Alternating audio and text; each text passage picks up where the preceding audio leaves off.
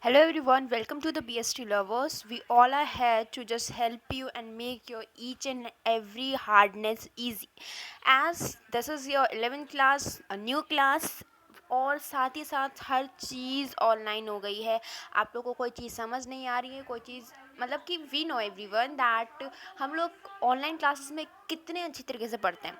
जो पूरे साल बच्चे पढ़ते थे और कभी बंक नहीं मारता, जिन बच्चों ने they have learned that how to bunk in the classes because of these online classes.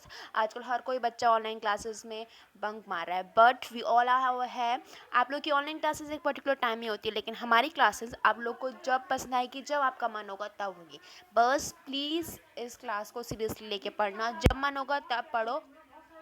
I am over है for make your every toughness and hardness easy. आप लोग को स्ट्रेस लेने की ज़रूरत नहीं है, बस इसको ईजिली लो और just became the BST lovers.